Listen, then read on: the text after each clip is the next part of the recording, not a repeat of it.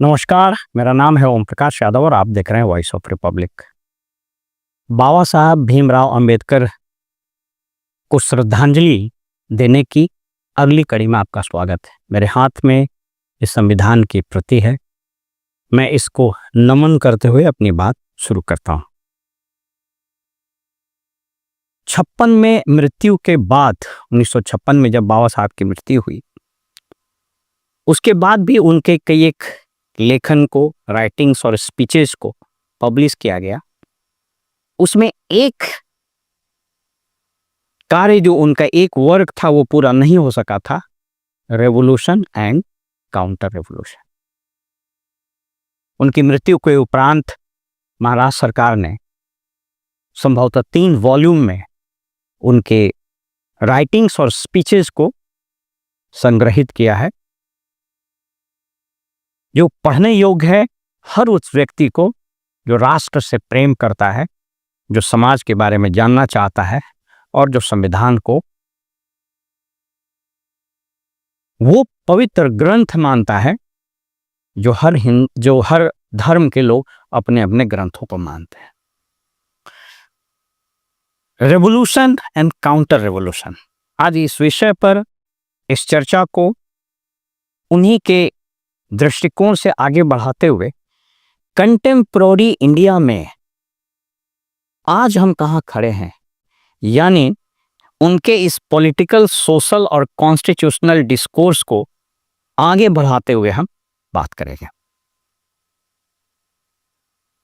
भारतीय समाज जब से सभ्यता, संस्कृति और उसके बाद इतिहास में प्रवेश किया, जब हम इतिहास बोलते हैं तब उसका मतलब होता है लिखित दस्तावेज।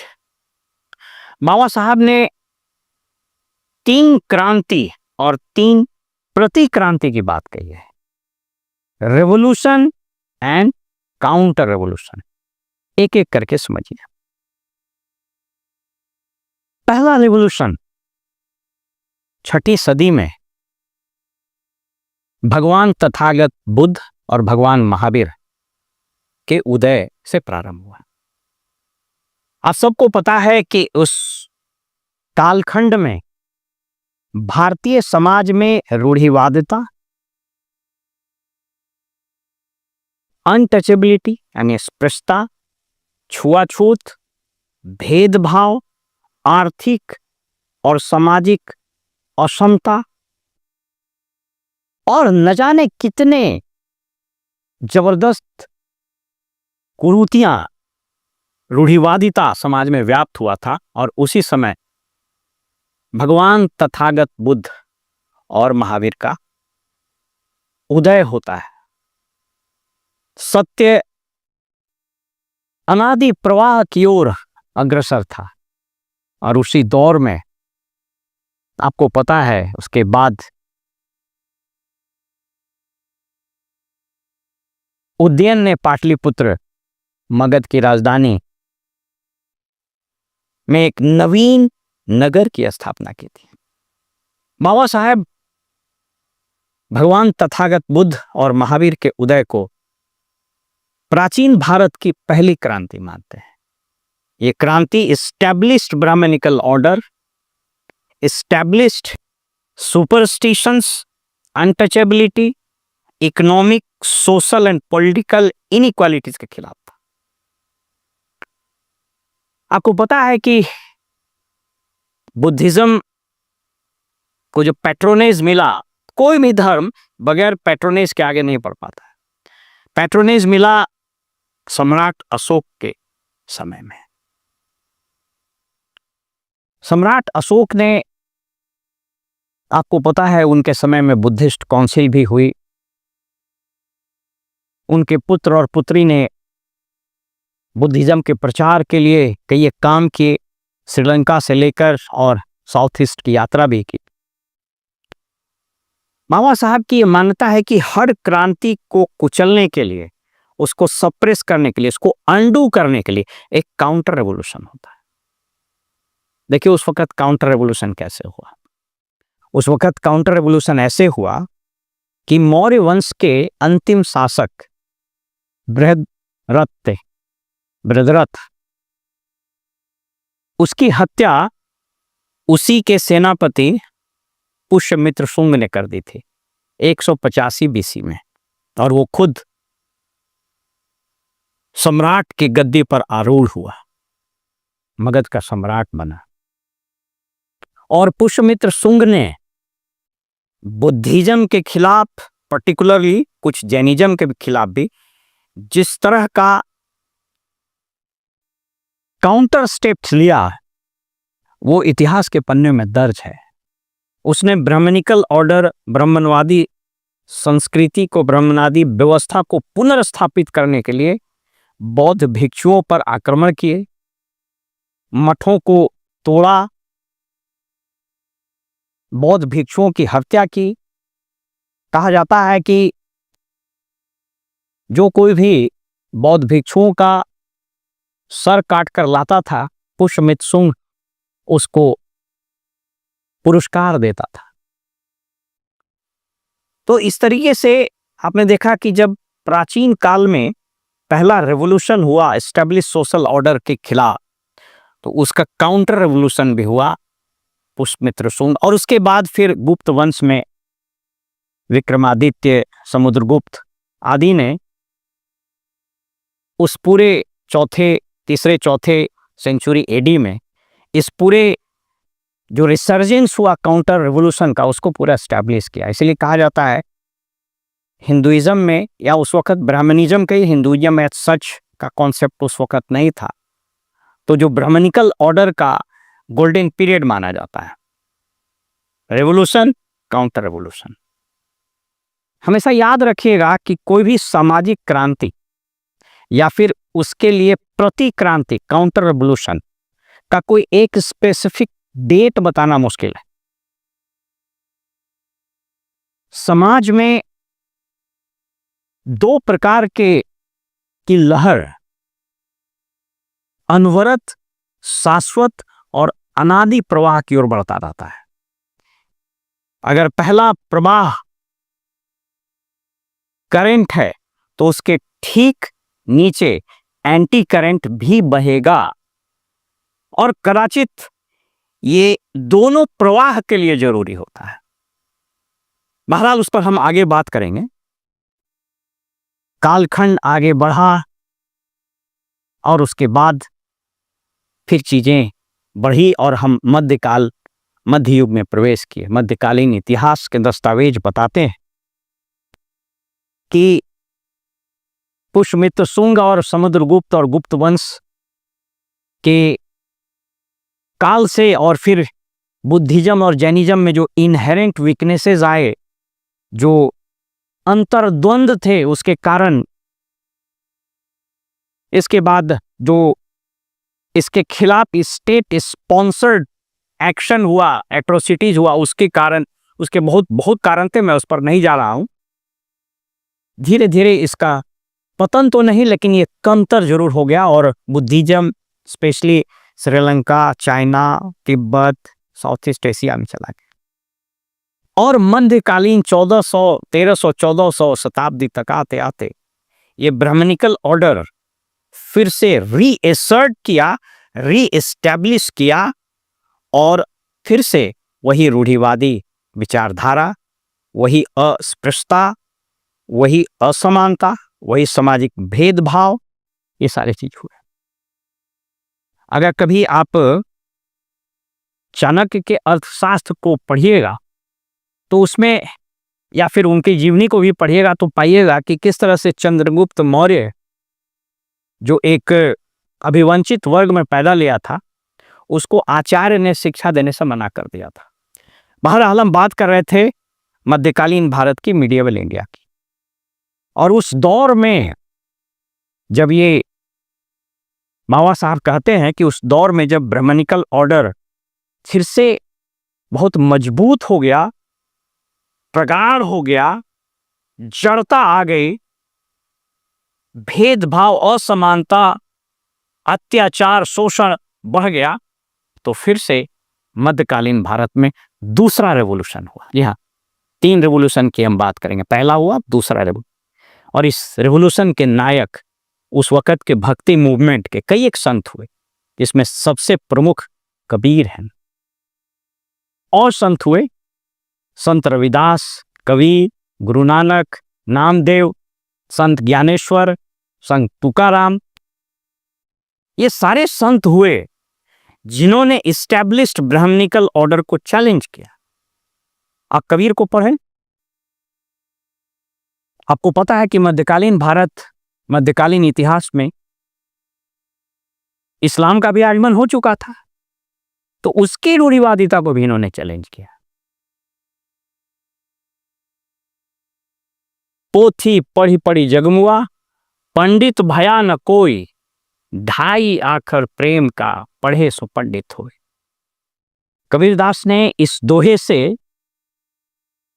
ब्राह्मणों के उस रीति पर, उस छद्म ज्ञान पर प्रहार किया कि सिर्फ पोथी पढ़ लेने से कुछ नहीं होता है। पत्थरों के पूजा पर प्रहार किया कबीर ने। पाहन पूजे हरि मिले, तो मैं पूजू पहाड़, ताते ये चक्की भली जो पीस खाए संसार। मस्जिदों पर भी उन्होंने प्रहार किया, मंदिरों पर भी प्रहार किया। निंदक नियरे राखिए, आंगन कुटी छवाए, बिन पानी साबुन बिना, निर्मल हुए सुहाए। तो इन संतों ने, संत रविदास समाज थे, चैलेंज किया ब्राह्मणिकल ऑर्डर को। गुरु नानक देव इससे इस इस्टेब्लिश्ड ब्राह्मणिकल ऑर्डर के खिलाफ खड़े होकर के एक पंथ की स्थापना कर दी। संत ज्ञानेश्वर महाराष्ट्र में इसी तरह इस्टेब्लिश्ड ब्राह्मणिकल ऑर्डर, इस रूढ़िवादी समाज, छुआछूत, आर्थिक सामाजिक विषमता, अत्याचार, वर्ण के नाम पर शोषण आदि के विरुद्ध आवाज उठाई, खड़े हुए। तो ये एक दूसरा रेवोल्यूशन था। लेकिन देखिए, फिर इसके काउंटर में रेवोल्यूशन आया, और वो रेवोल्यूशन तुलसीदास के रूप में जाना जाता है। बाबा साहब ही कहते हैं। तुलसीदास ने, वो कंटेम्पोररी थे, उन्होंने रामचरितमानस की स्थापना की। एक कदम आगे बढ़े कि इस्टेब्लिश्ड ब्राह्मणिकल ऑर्डर, यानी जो रामायण है संस्कृत में लिखा, देवों की भाषा, उन्होंने अवधी में लिख दिया, भगवान राम को घर घर पहुंचा दिए। यानी ये काउंटर रेवोल्यूशन उस भक्ति मूवमेंट के, उस ट्रेंड, भक्ति मूवमेंट के उस धारा के बिल्कुल विपरीत, और उतना ही प्रभावी था, उतना ही तेज था, इंटेंसिटी और मैग्नीट्यूड में उसी स्केल पर था जिस स्केल पर भक्ति मूवमेंट शुरू हुआ। अवधि में लिखा और भगवान राम को घर घर पहुंचा दिया। तो अगेन ये काउंटर रेवोल्यूशन था। बाबा साहब आधुनिक भारत में प्रवेश करते हुए लिखते हैं कि आधुनिक भारत में जब देश आजाद हुआ और देश का संविधान बना, तो constitution of India was the third biggest and the latest revolution in Indian polity, Indian society, Indian economy. संविधान का निर्माण बाबा साहब के लिए एक दस्तावेज नहीं था। ये संविधान जिसकी हम पूजा करते हैं, ये संविधान एक क्रांति का प्रतीक था, जिसके 4 पिलर उन्होंने चर्चा की: justice, equality, fraternity and liberty. ये चारों वेद हैं, जैसे सामवेद, अथर्ववेद, यजुर्वेद, ऋग्वेद। उसी प्रकार इस कॉन्स्टिट्यूशन के, इस संविधान के 4 वेद हैं: equality, social equality, economic equality, justice, social justice, political justice, economic justice. तो उन्होंने कहा कि आधुनिक भारत में तीसरा जो क्रांति था वह संविधान के रूप में आया। लेकिन इन्होंने कहा कि हर क्रांति के विरुद्ध एक प्रतिक्रांति आता है, और यह समाज, कालखंड, इतिहास, अर्थव्यवस्था, धर्म सब में होता है।